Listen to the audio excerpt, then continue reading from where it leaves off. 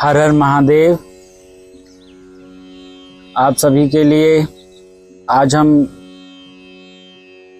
हमने पूर्व में बताया था, आप सभी से चर्चा की थी, बताया था कि जिसके पास में धन का अभाव है वह श्राद्ध कैसे करे, धन के अभाव में श्राद्ध की संपन्नता कैसे होगी। और जिनके पास धन है यदि वह अभाव करते हैं तो वह भी नहीं करना चाहिए। ये जो हम आज बता रहे हैं ये उनके लिए है जिन पर धन का विशेष अभाव है और वे श्राद्ध करने की स्थिति में नहीं होते हैं, लेकिन श्राद्ध करना अनिवार्य है।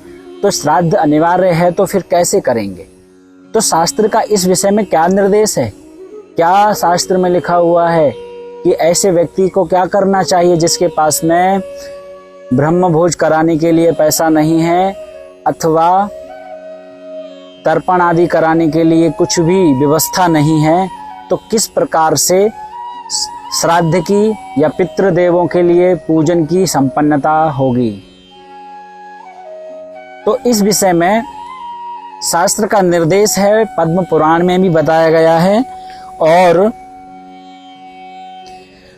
क्योंकि धन की जो स्थिति है वह सबकी एक जैसी नहीं होती है, सभी की अलग अलग प्रकार से है, तो धन के अभाव में श्राद्ध का अनुष्ठान करना अनिवार्य है। तो ऐसी स्थिति में क्या करना चाहिए, तो ऐसी स्थिति में बताया गया है कि आप शाक से भी श्राद्ध कर सकते हैं। शाक बोलते हैं सब्जी आदि, जो हरी सब्जियां हैं, सब्जी से भी आप श्राद्ध कर सकते हैं।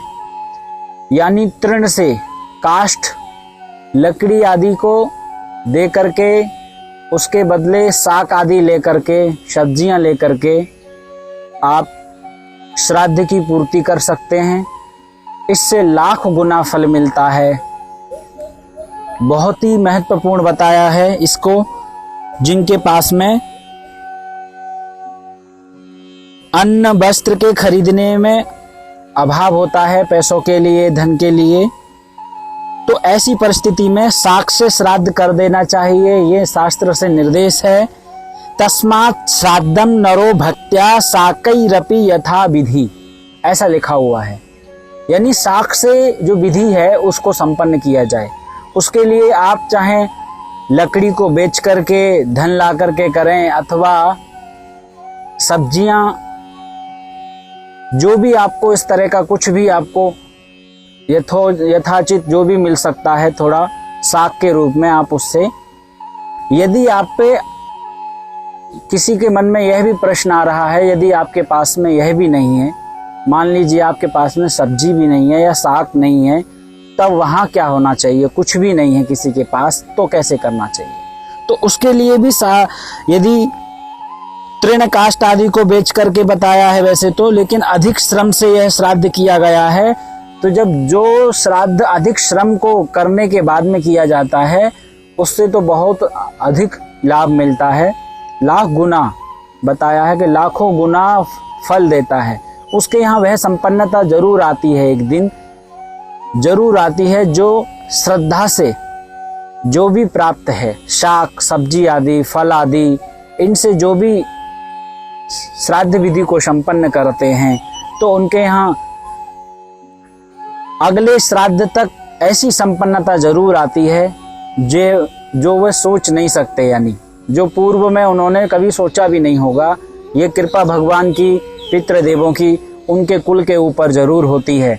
तो इसी में आगे यह भी बताया गया है, जिसके पास में यदि कुछ भी नहीं है तो वह क्या करे, वह श्रद्धा भाव से घास आदि जो होती है, हरी घास, उसको ला करके गाय को यदि श्रद्धा पूर्वक खिला दे जिस दिन श्राद्ध है उस दिन।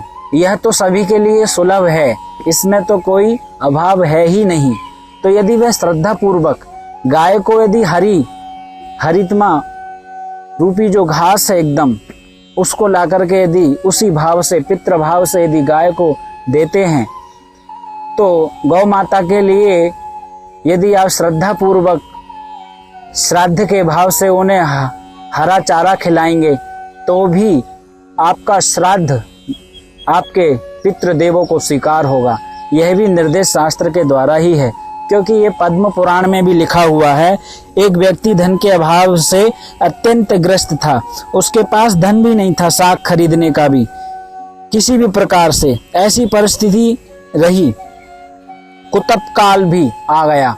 कुतप काल भयंकर काल होता है, ये किसी के उसमें नहीं आए, मतलब किसी के जीवन में इस तरह का नहीं हो। तभी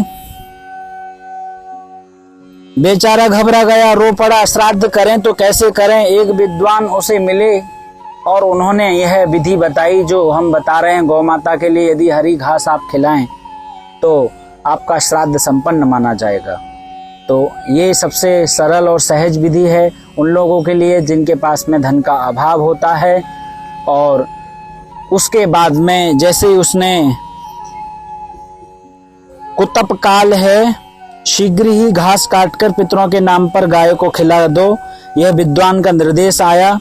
कुतप काल कहते हैं मतलब जो एक सीमित काल होता है श्राद्ध डालने के लिए, और एक ऐसा घोर काल कि ऐसा समय किसी पे ना आए। मेरा भाव ये है कि जो अभाव रहे, ऐसा कभी किसी के जीवन में समय ना आए।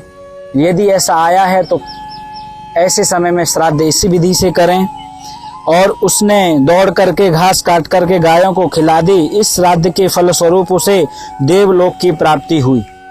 एतत् पुण्य प्रसादेन गतोऽसौ सुर मंदिरम, ऐसा लिखा हुआ है पद्म पुराण सृष्टि 52 319 नंबर पेज पर 52वें अध्याय में लिखा हुआ है पद्म पुराण के। ऐसी भी परिस्थिति आ जाती है कि घास का भी मिलना संभव नहीं होता, तब श्राद्ध कैसे करें। शास्त्र ने इसका समाधान यह किया। श्राद्धकर्ता को देश काल बस जब घास का भी मिलना संभव ना हो तब क्या करना चाहिए। ये एकदम ऐसा विषय है कि यदि किसी को घास भी नहीं प्राप्त हो रही है तो वह कहीं नदी के किनारे या एकांत में जाकर के अपने हाथों को ऊपर उठा करके और श्रद्धा भाव से, श्रद्धा से, मन से अपनी भक्ति को अपनी भक्ति से श्राद्ध को डाल सकते हैं। यानी मेरे अंदर भक्ति है वो स्वीकार करो। अपने पितरों के लिए यदि ऐसा बोल दे तो घास की भी आवश्यकता नहीं है। और नमेस्ति वित्तम न धनम, यानी ऐसा बोला गया है श्लोक में, मेरे पास में वित्त नहीं है, धन नहीं है। नमेस्ति वित्तम न धनम च नान्यत् श्राद्धोपयोग्यम स्वपितृनतोस्मि तृप्यन्तु भक्त्या पितरो मयि तौ कृतौ भुजौ वर्तनी मारुतस्य। हे मेरे पितृगण, ऐसा भाव रखते हाथ उठा करके। ये तो हमने श्लोक आपको सुनाया है संस्कृत में, आपको ये बोलने की भी आवश्यकता नहीं है। आप केवल हाथ उठा करके ये भाव लेके आएं और अपने पितृगणों से कहें, हे मेरे पितृगण, मेरे पास श्राद्ध के उपयुक्त ना तो धन है ना धान्य आदि है। हाँ, मेरे पास आपके लिए है तो श्रद्धा है, भक्ति है, इसे स्वीकार करो। मैं इसी से आपको तृप्त करना चाहता हूँ, आप तृप्त हो जाइए। यदि आप ऐसा भी कहते हैं अपने पितरों से तो भी आपका श्राद्ध संपन्न माना जाएगा, बिना सामग्री के, बिना मंत्रों से, बिना किसी विधि से, ना सभी किसी की कोई सहायता नहीं लेनी पड़ रही, केवल अपनी भक्ति को उनके लिए देना है, उससे भी तृप्त हों, ऐसे भाव रखते हुए। क्योंकि श्राद्ध कार्य में साधन संपन्न व्यक्ति को वित्त साष्ठ्यम, कंजूसी नहीं करनी चाहिए। यदि वह संपन्न है तो उसको किंचित मात्र भी कंजूसी नहीं करनी चाहिए, अच्छे से संपन्न करना चाहिए। क्योंकि आज संपन्नता है तो पितृ देवताओं की कृपा से है। जिस दिन उनकी कृपा नहीं रहेगी उस दिन आपके पास में वो सब नहीं रहेगा जो आज है। क्योंकि पितृदेव प्रसन्न हैं।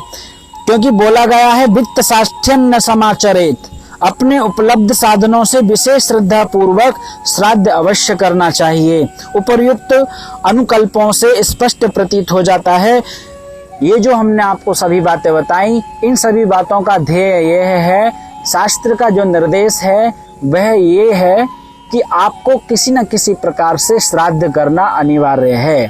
श्राद्ध ना करने के लिए अनुमति नहीं दे रहा है। श्राद्ध किसी न किसी प्रकार से श्राद्ध को अवश्य करें। अधिकांश शास्त्र का निर्देश यही है, अनिवार्यता दी है। शास्त्र ने तो स्पष्ट शब्दों में श्राद्ध का विधान दिया है। और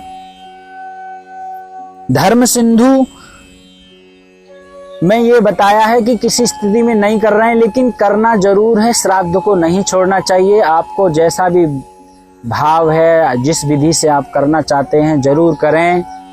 और इससे भी बड़ी बात है कि आप जीते जी अपने जो बुजुर्ग हैं उनका सम्मान, उनके लिए श्रद्धा कभी कमी नहीं करें। उनके लिए भोजन, उनके लिए जल, उससे भी बड़ा श्राद्ध ये है। ये भी श्राद्ध है।